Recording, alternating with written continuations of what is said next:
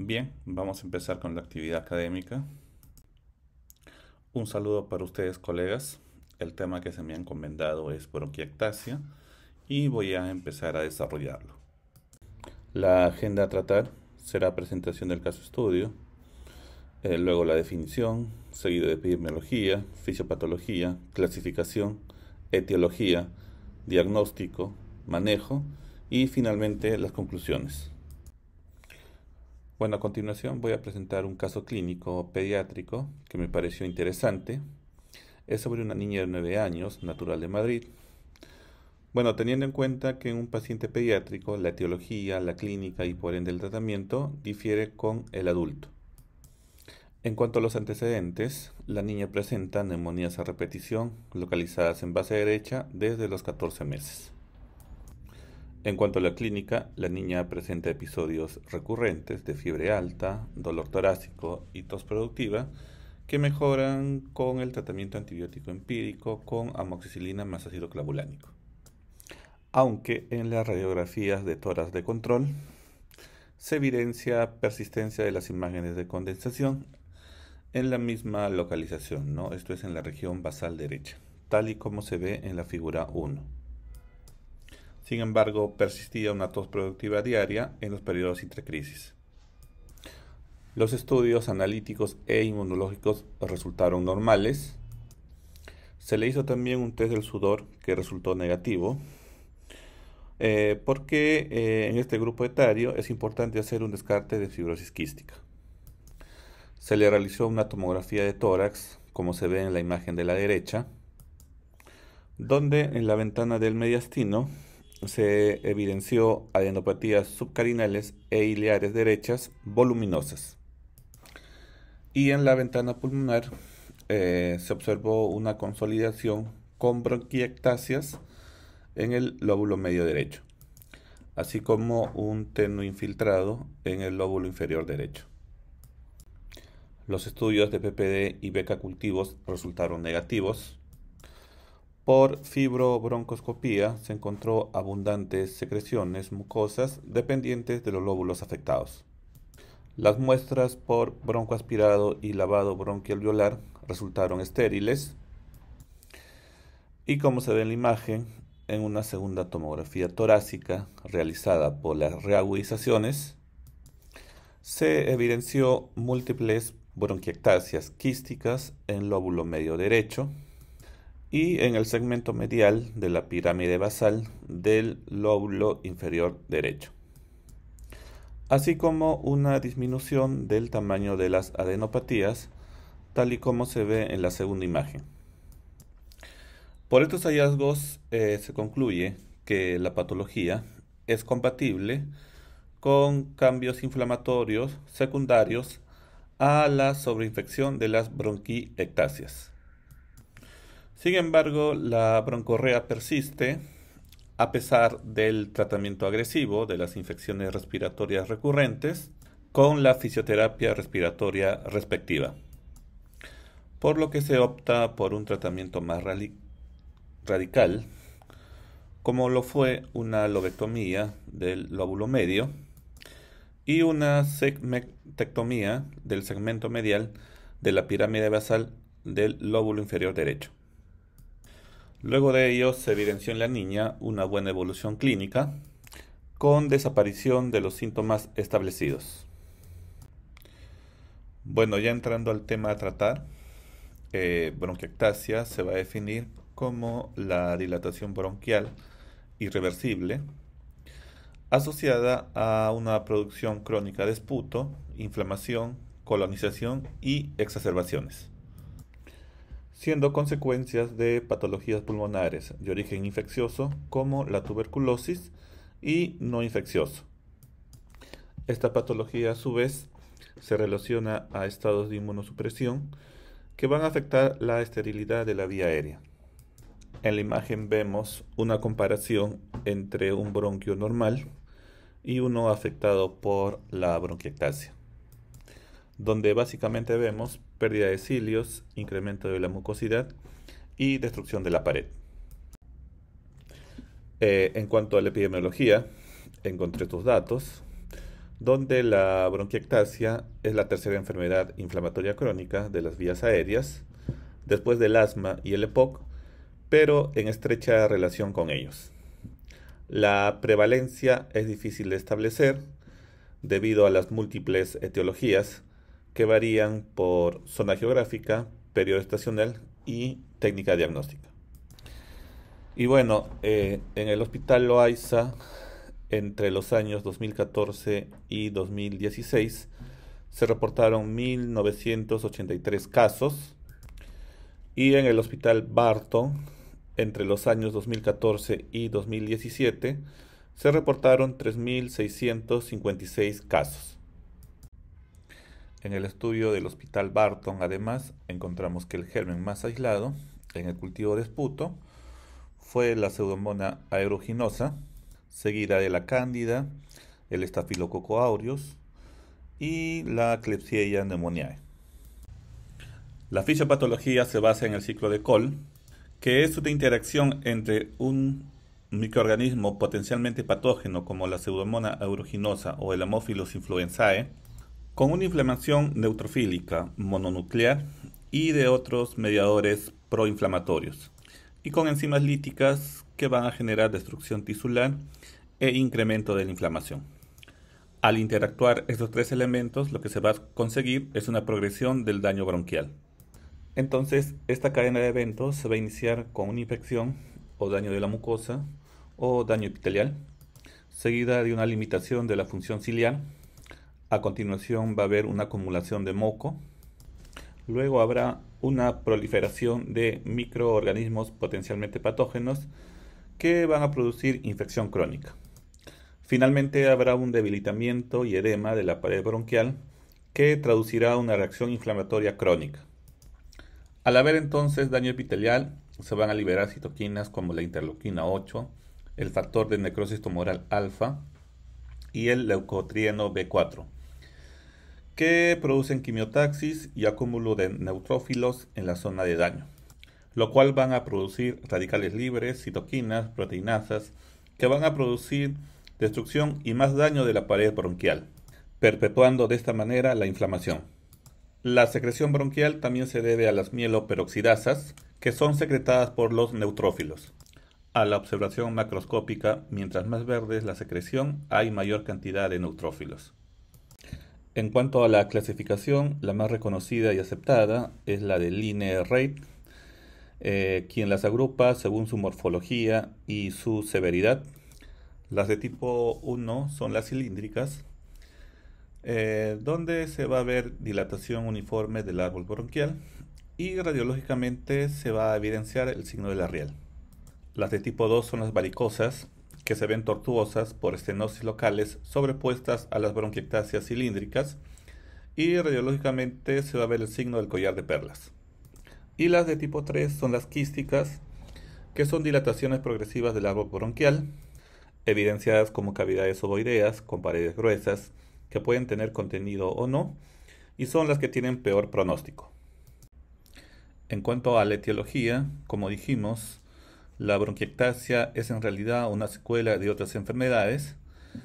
Entre ellas tenemos a la cabeza, a las infecciones, como la tuberculosis, que es la más importante, también la aspergilosis broncopulmonar alérgica, infecciones bacterianas como por ejemplo por Klebsiella pneumoniae, Staphylococcus aureus o Bordetella pertussis, e infecciones víricas como por adenovirus y sarampión, que son más frecuentes en niños.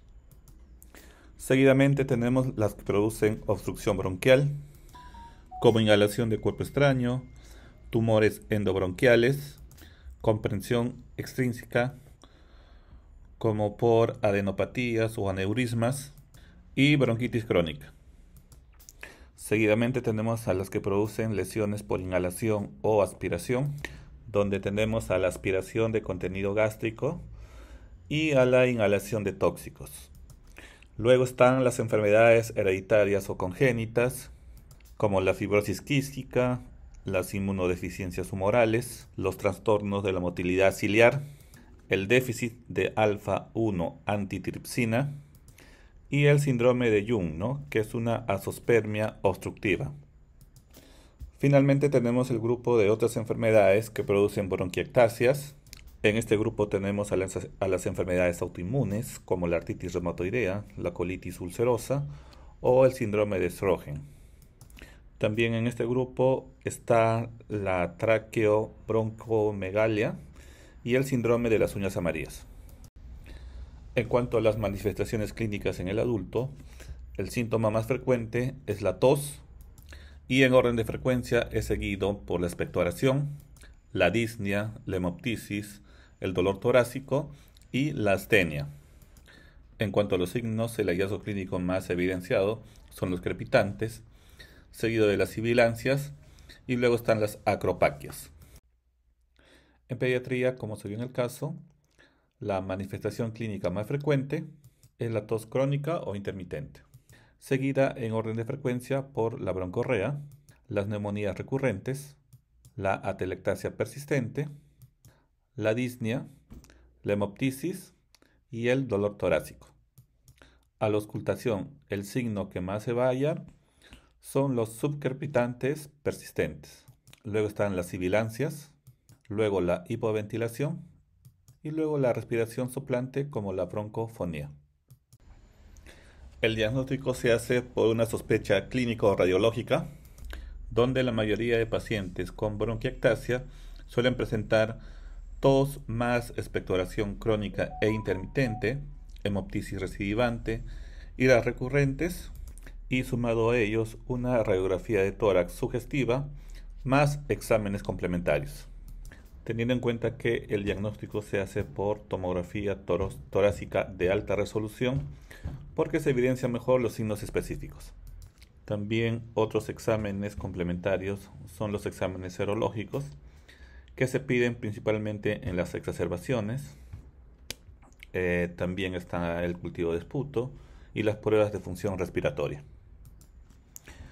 También para el diagnóstico es importante indagar sobre las malformaciones congénitas, traqueobronquiomegalia, situs inversus y antecedentes de obstrucción bronquial, así como de otros antecedentes tales como historia familiar de bronquiectasia, edad de aparición de los síntomas, antecedentes de infección, susceptibilidad a infecciones, historia de enfermedades asociadas como asma, EPOC, enfermedad inflamatoria intestinal, enfermedades sistémicas como la artritis reumatoidea o el lupus. También indagar sobre antecedente de inhalación de tóxicos, reflujo gastroesofágico, factores de riesgo para inmunodeficiencias, infertilidad, hiperreactividad bronquial, rinosinusitis, alteraciones del olfato, entre otros. Y como parte de las pruebas complementarias, ante la sospecha de otras patologías, solicitar pruebas específicas, ¿no? Por ejemplo, si sospechamos de una inmunodeficiencia, solicitamos una inmunoglobulina G, inmunoglobulina A, inmunoglobulina M, pruebas de inmunidad celular y también prueba de VIH. Lo mismo ocurrirá si sospechamos de una fibrosis quística, de una aspergilosis broncopulmonar alérgica, de una disinesia ciliar primaria, de un reflujo gastroesofágico, de una infección por micobacterias, de obstrucción bronquial y de una panbronquitis difusa. Como lo habíamos mencionado, el diagnóstico se vale de la ayuda imagenológica, como una radiografía simple de tórax posterior-anterior, donde la localización de la bronquiectasia nos va a orientar sobre su etiología. Por ejemplo, si la etiología es tuberculosis, será única y localizada en un ápice. Por el contrario, si la etiología es una EPIT, serán múltiples localizadas en ambos pulmones y distribuidas de manera difusa. En la imagen vemos dos tipos de bronquiectasia en un mismo paciente. En el lado derecho y en flecha oscura tenemos el signo del anillo de sello, que como dijimos son imágenes con contenido de aire con pared fina o gruesa. Y en el lado izquierdo con flecha transparente tenemos el signo del arriel de tranvía, que son opacidades lineales paralelas que corresponden a bronquios dilatados con pared gruesa.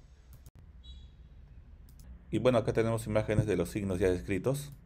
signos directos como el índice bronquioarteriolar mayor a 1 y la falta de afilamiento bronquial. Imagen donde también vemos un signo indirecto, como lo es la estructura en forma de Y. Y en las otras imágenes de signos indirectos tenemos engrosamiento de la pared, nódulos centrolobuliares, patrón de árbol en brote y finalmente patrón de mosaico y zonas hiperinsufladas, que corresponden a zonas con atrapamiento de aire. La valoración pronóstica se realiza una vez hecho un correcto diagnóstico y para ello contamos de dos escalas pronósticas. El EFACET, que fue realizado en España, y el BSI, realizado en Estados Unidos.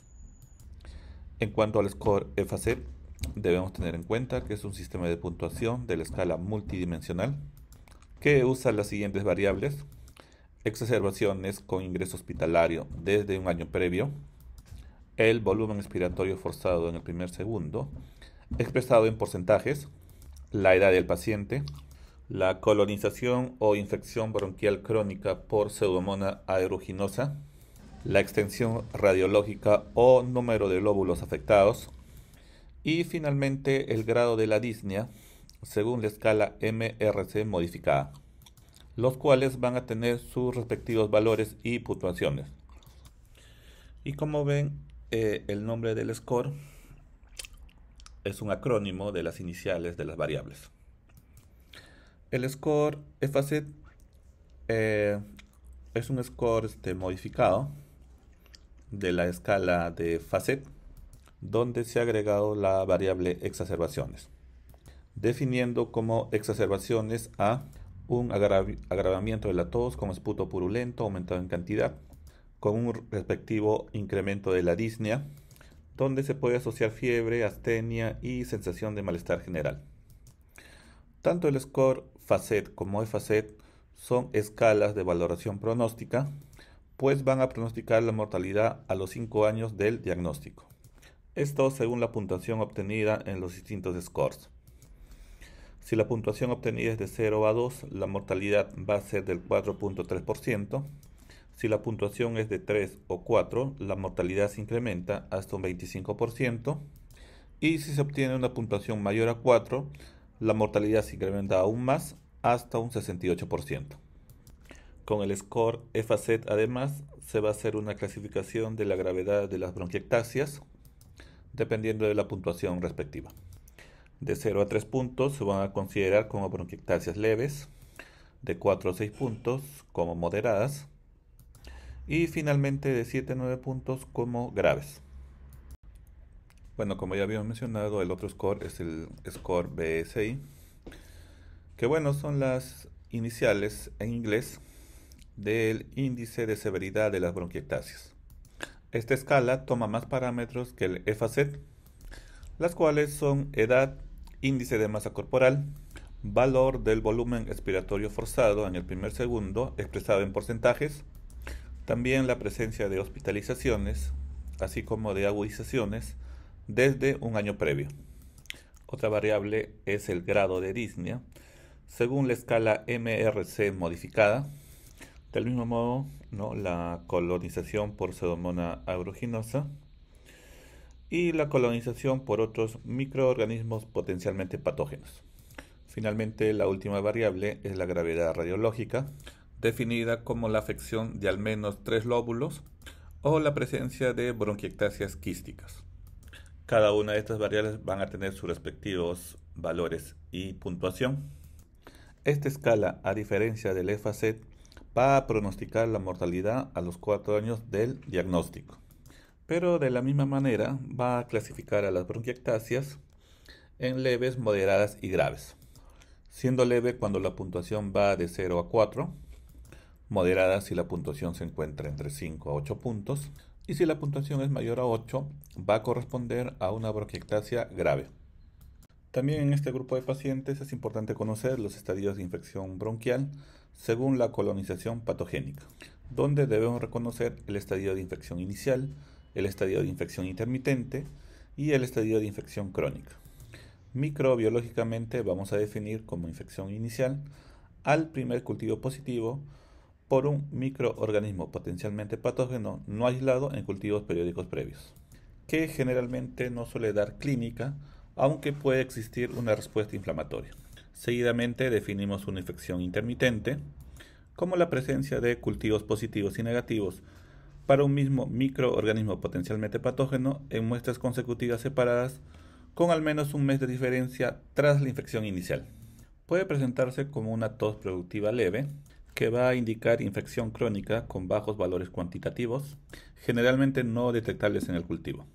Se va a presentar en pacientes que no reciben tratamiento antibiótico específico frente a un microorganismo potencialmente patógeno. Finalmente se denomina infección crónica como la presencia de 3 o más cultivos consecutivos positivos para un mismo microorganismo potencialmente patógeno en un periodo de al menos 6 meses en muestras separadas entre sí por al menos un mes. En estos casos siempre se va a inducir una respuesta inflamatoria, por lo que la clínica es más florida, manifestándose con tos, broncorrea y expectoración purulenta persistente, pudiendo haber compromiso sistémico como febrícula, astenia o pérdida de peso.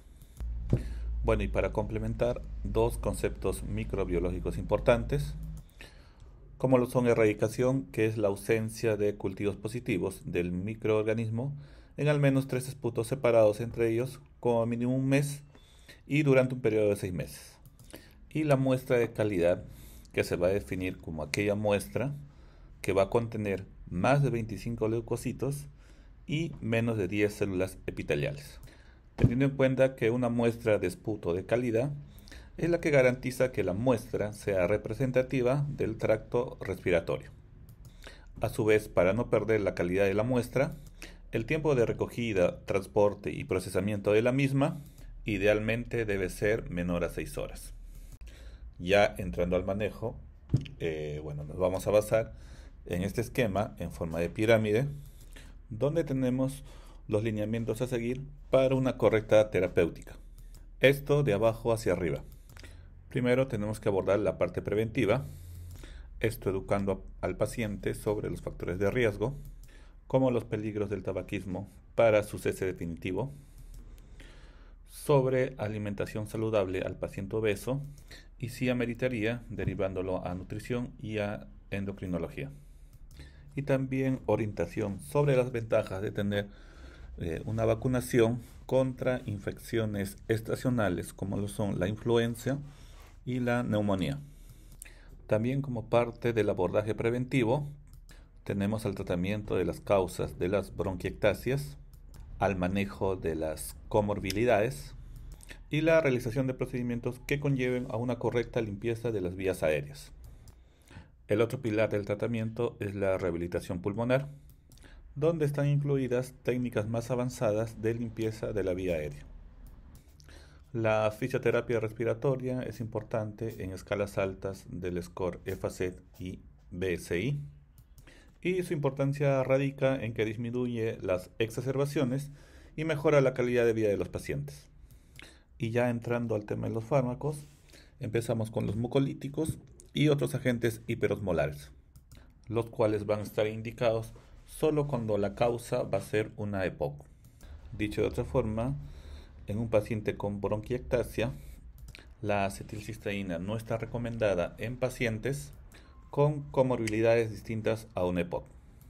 En el caso además de los agentes hiperosmolares, las guías recomiendan administrarlas por nebulización con suero salino fisiológico hipertónico, esto al 6 al 7%, principalmente en pacientes con una broncorrea mayor a 10 cc por día y que hayan tenido 2 o más exacerbaciones al año, a pesar de un adecuado tratamiento antibiótico administrado. Luego tenemos el tratamiento a largo plazo con macrólidos, del cual aprovechamos más que nada su acción antiinflamatoria, sabiendo que varios estudios han demostrado que un tratamiento de 3 a 6 meses con macrólidos generan una disminución del número de exacerbaciones, mejoran la calidad de vida y mejoran los estudios de función pulmonar. Y finalmente, para concluir, ya en el pico de la pirámide, tenemos a los antibióticos, los cuales deben ser administrados por vía inhalatoria porque de esta manera se consigue una mayor concentración a las administradas por las vías sistémicas. Entonces, como dijimos, el manejo de la inflamación se realiza con los macrólidos. Según el estudio BLESS, podemos usar acitromicina de 500 miligramos 3 veces por semana. El estudio BAT recomienda la acitromicina de 250 miligramos cada 24 horas. Y el estudio EMBRACE sugiere el uso de la eritromicina de 400 miligramos cada 12 horas. Y lo que concluyen estos y otros estudios, como ya dijimos antes, es que el manejo de la inflamación con macrólidos consigue disminuir la frecuencia de exacerbaciones, mejorar la calidad de vida y aumentar el valor de las pruebas de función pulmonar, principalmente en los pacientes adultos. También se concluye que la indicación para el uso de macrólidos es en pacientes con 2 o más exacerbaciones desde un año previo y en pacientes infectados con Pseudomonas aeruginosa. Ahora, la efectividad del tratamiento se valora después de 3 a 6 meses del mismo y si no es efectivo se suspende inmediatamente el tratamiento. Y bueno, abarcando un poco más sobre la acción antiinflamatoria de los macrólidos, el cual se produce principalmente por 4 mecanismos que procederé a detallar a continuación. En primer lugar, tenemos que los macrólidos disminuyen el número de neutrófilos y macrófagos de la quimiotaxis, esto por disminución de los radicales libres y aumento de la apoptosis. También disminuyen la producción de citoquinas, esto alterando la unión de la proteína kappa beta al ADN, lo que disminuye la producción de distintas interleuquinas como la interleuquina 8, lo que finalmente disminuye la migración de neutrófilos.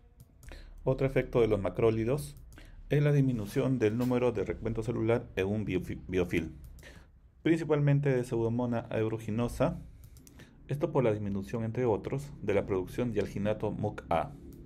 Y otro mecanismo por el cual los macrólidos generan disminución de la inflamación es el aumento del transporte ciliar, esto por disminución de la viscosidad y de la producción de moco. En cuanto a la antibiótico terapia, empezamos con el tratamiento de la primoinfección, que en el caso de la Pseudomonas aeruginosa, el tratamiento de primera línea es con ciprofloxacino de 750 miligramos administrado vía oral cada 12 horas durante 3 semanas. En el caso de que nos encontremos con pacientes con bronquiectasias graves según la escala de EFACET y en pacientes inmunosuprimidos, se añadirá un antibiótico inhalado como la colistina, tobramicina o el astrional, desde el inicio del tratamiento durante 3 meses. En caso de alergia al ciprofloxacino, se recomienda solo la vía inhalatoria. Y si además el paciente tuviera bronquiectasias graves y estuviese inmunosuprimido, se recomienda 1 o 2 antibióticos con actividad anti-pseudomonas administrado por vía endovenosa durante 2 a 3 semanas. Y si en el caso de que la primoinfección se detecte en un periodo de agudización, se recomienda solo la vía endovenosa. Como comentario, ningún esquema es superior a otro. Y si fracasan 3 estrategias seguidas, debe aplicarse el protocolo de la infección crónica. Como recomendación, debe realizarse un cultivo de esputo mensual durante los 3 primeros meses después de finalizar el tratamiento con ciprofloxacino, y luego de ello cada 2 meses durante un año. Si en cualquier momento durante el primer año vuelve a aparecer la pseudomonas, debe considerarse como fracaso de la erradicación. En este caso lo que se recomienda es añadir un antibiótico inhalado al ciprofloxacino, repetir la misma pauta de ciprofloxacino más antibiótico inhalado, o cambiar por otra combinación ciprofloxacino más antibiótico inhalado no utilizado en el primer ciclo. A pesar de ello, si fracasan al menos 2 estrategias que incluyan antibióticos inhalados y orales, se recomienda el empleo de antibióticos inhalados más endovenosos simultáneamente. En el caso de la primoinfección por MRSA, se emplean varios antibióticos administrados por vía oral, como lo son el ácido fusídico, el cotrimoxazol, la rifampicina, la clindamicina, el linezolid o el tedizolid, todos ellos vía oral a las dosis observadas. Así como la vancomicina de formulación endovenosa, que se va a administrar por vía inhalada, en tratamiento continuo 250 miligramos 2 veces por día. Como recomendación, se puede emplear simultáneamente diferentes combinaciones de estos antibióticos por vía oral y puede añadirse vancomicina inhalada a cualquiera de estas pautas. La duración de todos estos esquemas es de 2 semanas, salvo el Tedisolid, que es de 6 días. En caso de fracaso de la erradicación, deben pautarse antibióticos endovenosos, como la tigecyclina, la teicoplamida o la asociación vancomicina con o sin rifampicina, en los que se puede añadir la vancomicina inhalada. No se recomienda utilizar juntos rifampicina y linezolid, debido a que esta combinación disminuye los niveles séricos del linezolid. Finalmente tenemos el tratamiento de la primoinfección de cualquier otro microorganismo potencialmente patógeno, en los cuales se recomienda antibióticos vía oral según el antibiograma, con una duración de 2 semanas, donde en caso de fracaso de la erradicación, se recomienda dar otro ciclo del mismo antibiótico o cambiarlo por otro. El tratamiento de la infección crónica también va a depender del microorganismo aislado. En el caso de la Pseudomonas aeruginosa se usa preferentemente la vía inhalatoria con astronam, ciprofloxacino, colistina, gentamicina o tobramicina, teniendo la salvedad que en la gentamicina la formulación es endovenosa, pero se administra por vía inhalatoria. Como comentario, ningún esquema ha demostrado ser superior a otro.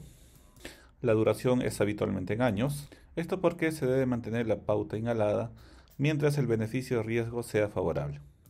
En afecciones moderadas y graves, lo que se recomienda es usar antibióticos inhalados de manera continua, alternándolos sin periodo de descanso entre ellos, o con intervalos cortos de 28 días.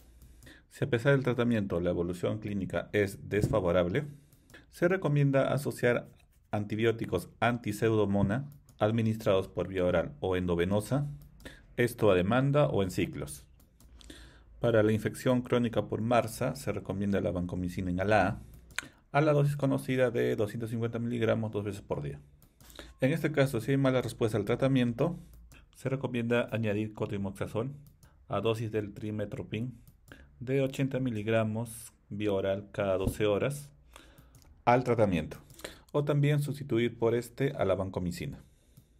En caso de infección por Stenotrophoma maltófila, se recomienda la colistina en solución por vía inhalatoria, pudiendo también añadirla o sustituirla por el cotrimoxazol.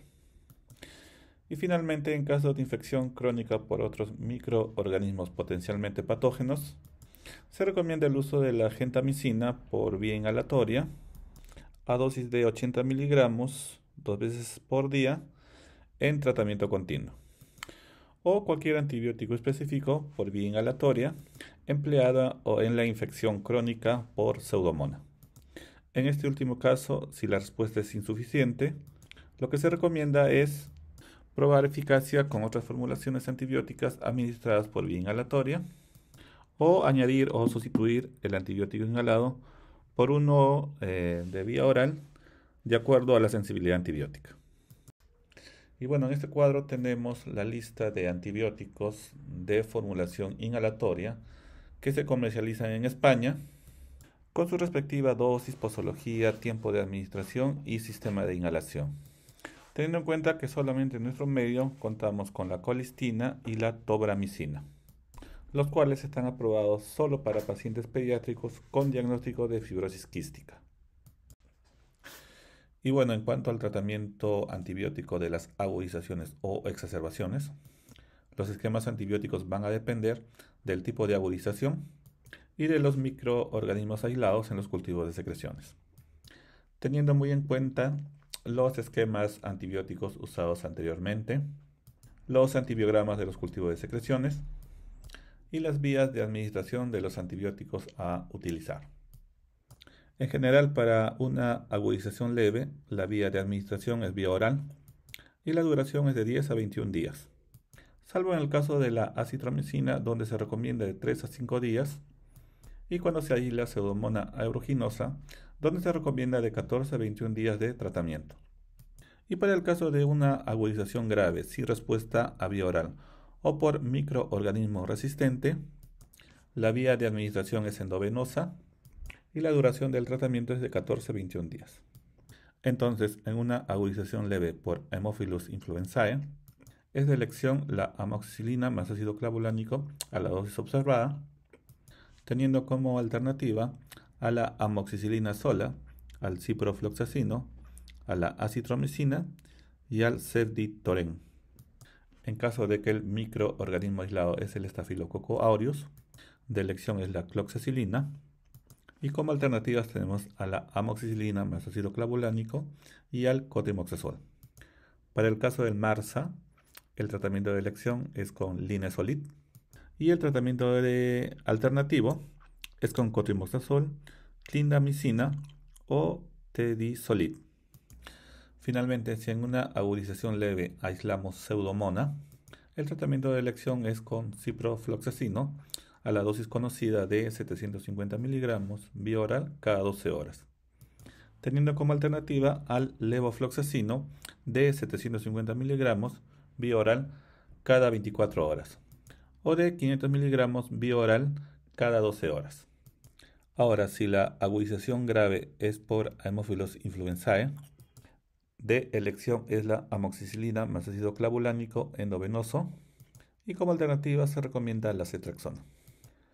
Para el Staphylococcus aureus, de elección es la cloxacilina endovenosa y como alternativas se recomienda la amoxicilina más ácido clavulánico endovenoso o la vancomicina. Si se aísla el MARSA, de elección es el linezolid endovenoso y como tratamiento alternativo se recomienda la vancomicina o la ceftarolina. Ya para concluir, si se aísla pseudomonas en una agudización grave, el tratamiento de elección es el esquema de ceftazidima 2 gramos endovenoso cada 8 horas, asociado a tobramicina de 5 a 10 miligramos por kilogramo endovenoso cada 24 horas, teniendo como alternativa al imipenem o al pipetazo o al accionan o al cefepime o al meropenem o al ciprofloxacino como primer antibiótico, asociado a amikacina o a gentamicina o a ceftolozano tazobactam como segundo antibiótico. El diagnóstico diferencial clínico se va a realizar principalmente con un EPOC y con el asma. En cuanto al EPOC, la causa es el tabaco y el déficit de alfa-1 antitripsina, cuya clínica habitual es la tos productiva crónica asociada a disnea de esfuerzo, siendo la expectoración mucosa o mucopurulenta. A su vez, al igual que en las bronquiectasias y el asma, la infección de la misma va a causar exacerbaciones. Luego, los microorganismos frecuentemente aislados en los cultivos de esputo son el Streptococcus pneumoniae y el Haemophilus influenzae. Y en diagnóstico por imágenes, lo que se va a observar en el tórax es hiperinsuflación y dilatación de las vías aéreas. Y en el caso del asma, la causa es una inflamación crónica de las vías aéreas. La clínica, también conocida, se manifiesta con sibilancias, tos, disnea de esfuerzo y expectoración, principalmente. La expectoración es básicamente mucosa y, como dijimos, la infección va a causar exacerbaciones en este cuadro. De manera similar que en una EPOC, los microorganismos frecuentemente aislados en cultivo de esputo son el Haemophilus influenzae y el Streptococcus pneumoniae. Y por imágenes lo que vamos a observar es un engrosamiento y dilatación de las paredes bronquiales. Y el diagnóstico diferencial radiológico se hará según la lesión observada. Por lo que si evidenciamos lesiones quísticas, se hará un diagnóstico diferencial con una histocitosis X, entre otros. Si observamos signos de destrucción del parénquima pulmonar, por ejemplo, haremos un diagnóstico diferencial con una enfermedad intersticial avanzada. Y si encontramos signos de cavitación, haremos un diagnóstico diferencial con infecciones como abscesos pulmonares múltiples y otras más raras como la coccidioidomicosis. También haremos un diagnóstico diferencial con lesiones malignas como el carcinoma bronquiolo-alveolar y también con otras enfermedades como la amiloidosis, entre otros. Finalmente mencionaré las conclusiones halladas en la presente revisión. Las bronquiectasias es una de las complicaciones de las patologías más comunes en nuestro medio, como lo son la neumonía y la tuberculosis pulmonar. Es fundamental la sospecha diagnóstica ante un paciente con tos y producción de esputo crónico, haciendo un diagnóstico diferencial con un EPOC. Es importante hacer un diagnóstico etiológico de las bronquiectasias para así manejarlas con un tratamiento específico. Entre las pruebas complementarias más importantes a solicitar tenemos la espirometría con broncodilatadores, el AGA, un hemograma, una radiografía de tórax, tomografía de alta resolución y cultivo de esputo. El objetivo del tratamiento es mejorar la clínica y detener la progresión de la enfermedad. Se recomiendan pautas de tratamiento prolongadas por la difícil erradicación de los gérmenes colonizantes. Actualmente los antibióticos inhalados suponen un importante avance por su elevada eficacia, con altas concentraciones a nivel local y escasos efectos secundarios a nivel sistémico. El tabaco no está considerado como causa de las bronquiectasias, aunque sí se relaciona con las exacerbaciones. Bueno, eso es todo, colegas. Espero que les haya servido la presentación.